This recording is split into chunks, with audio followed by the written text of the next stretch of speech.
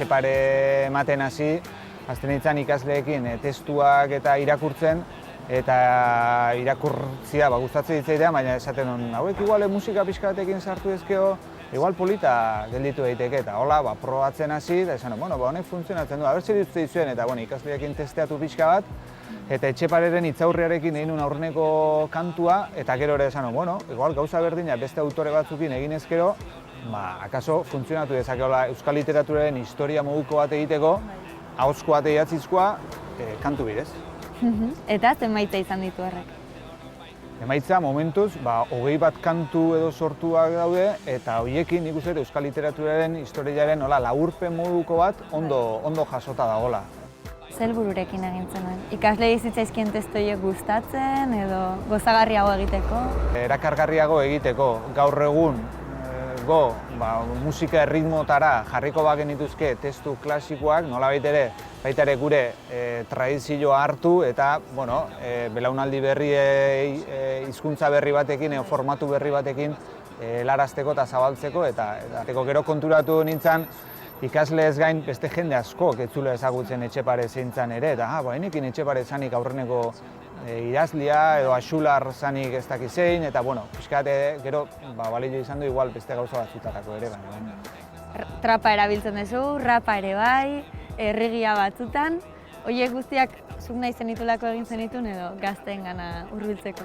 Ez horrela ateatze zait, eta reggaetoi base batzuk eta ere badaude, Etxepare rap jarri nion proiektuari izena, baina gero rapetik parte gauza asko biltzen ditula esango nuke ez, baina ez da zerbait intentzionatua, testuak aukeratzen ditut hasieran, eta gero testu horiekin oinarriak, musika oinarriak aukeratzen hasten naiz, eta behin ja musika oinarriak behar da ikusten nola eskontzen dan letrarekin, eta zenekin atatzeiten melodia edo zenekin bihurtzen dian kantu, ez?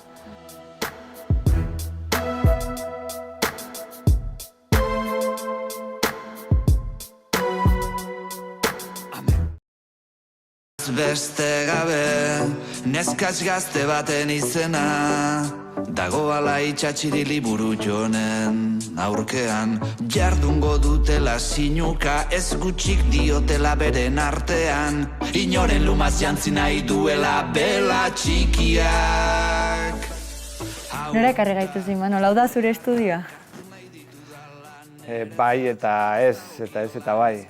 Hau da nahi arrebok erabiltzen duen lokala, gure amaren izena jarri genion, ama hiltzalako dela 7-8 urte, Manolinea, eta haren omenez biltzeke hemen familikoak ez. Esan erabiltzen dugu lokal hau, txikun tailar batzuk ere egitea etortzen dira hemen, arreban lagun batzuk, salsa tailar batzuk ere bai, bilgunekoak ere biltzen dira, eta gero banik, tarteka erabili izan dut, etxean kantuak eta sortu, eta gero jendaurreko emanaldiak eta egiterako prestaketa lanak egiteko.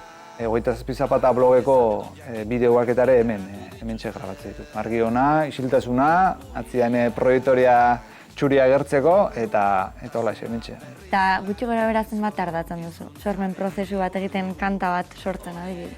Etxepare rapen bigarren kantu oldia edo egin nun iraleren bitartez.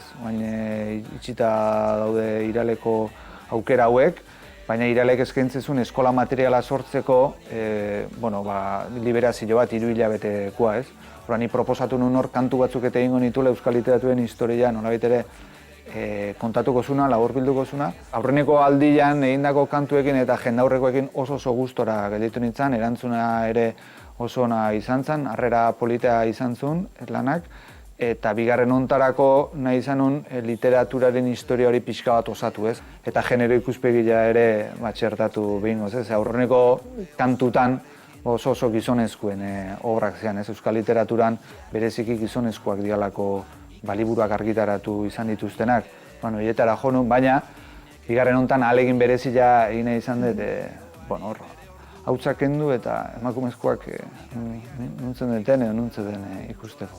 Bertsolariak ere sartu dituzu, emakumen artean Bizenta Mogel, Josep Antoni Aranberri Xenpelar, eta gero beste bertsolari batzuk aipatzearren, Txirrita, Bilintxere sartu dituzu.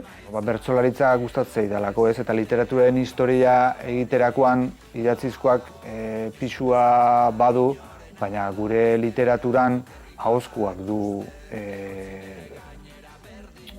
material gehiago esango nuke, ze 500 urtetan oso liburu gutxi argitaratu izan dira. 1980 urtera arte oso liburu gutxi argitaratu izan dira euskeraz, ez? Eta daun materiala ahozkoa da, bertsotara emana eta gustatzen zait material hori. Eta bertsuak, aparte, erresagoak dira kantura eramateko, ez? Zailagoa da Axularren prosa edo Bizenta Mogelen sarrera hartu eta horri melodia bat jartzea, hala gertatzen zait nahi behintzat. Bertsuak ja berez darama erritma.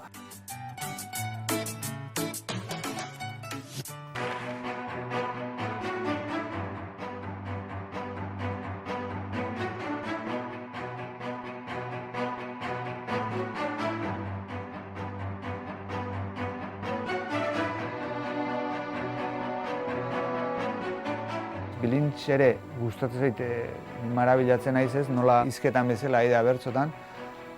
Baina baita ere Bilintx romantizismoarekin edo lotu izan dugula askotan eta baitu testu gordinak ere ez. Ordan hartu nahi izan nun Bilintxen beste alde bat erakutsiko zuen kantua ez. Astaka, galtzarbian kolkuan unai arraskaka, erropetan koipia zikina kaka. Eta ze harrera dute testu horiek zuk ikasgeletan erabiltzen dituzu? Ze harrera dute ikasgeletan? Ausart naunian. Kosta zait ikasleen aurrean kantuak eta jartzea, esatea kantu bat egin dut eta kantu bat jarriko dizuet, ez? Baina gustora entzute dute. Irakasleak egindako lana da, batzuk gehiago bestea gutxio gustatzen zaizkie, baina orokorrean harrera oso ona izate dute eta jarri za beste bat. Hola hitzen diazkaka ez. Ez dakit izatean beste bat entzune dutelako, klasea laburtu nahi dutelako, baina iruditzen zait, badala ikasteko modu ederra, beste kantu gehiago entzutea modu ludikoan.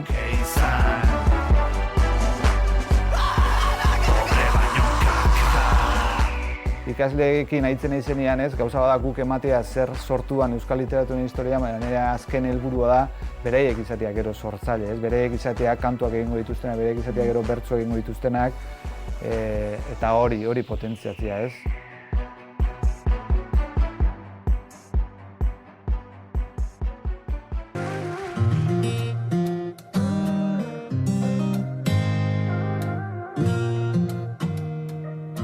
Zer ete da andra erdia enzauria, Zagarrerrea eta arda ogorria, alabaiak kontrario da milia.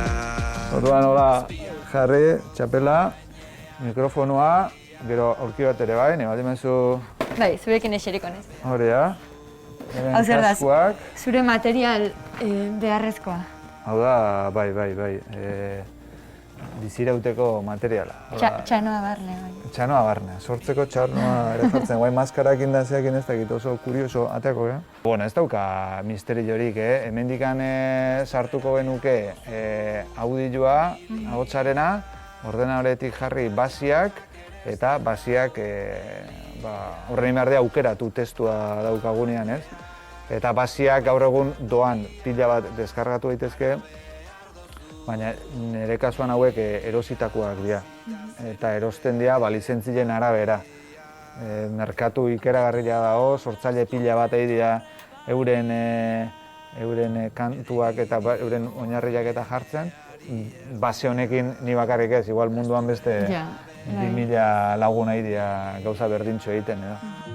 Andre milia lasturko, Peru gartziak egin deusku laburto. Hau da, adibidez, bitu, euskal okelana, uste dara. Gure hizkuntza ez dago bila, Euskaldunak bagara 750.000, horietatik gehienak jangoiko potxolua. Euskaraz hostiaik sunitzen ez dutenak, orain argi dakigu zenbatek euskaraz kontsumitzen du lau euskaldunetatik batek. Eta hola, baina arte ibili naiz kantu zarrak, letra zarrak eta topatzen, eta hurrengo nire proiektua da Etxepare Rap 3, ja nire testuak bakarrik izango dana. Zure testuak bakarrik. Ze azkeneko hontan, Euskal Okelarekin oso gustora gelditu nintzen, beti egin jotzen besteen testuetara, eta hurrengoa niriak. Hurrengoan zureak. Hurrengoa niriak. Eta kontzertuan. Eta kontzertuan, adala bai. Bakizu, 3 umerekin da etxian, ez dela ariketa erreixa hori, baina bai, sortuko zei goze hori. 500.000 euskaldun, benga armairutik atera ditzagun.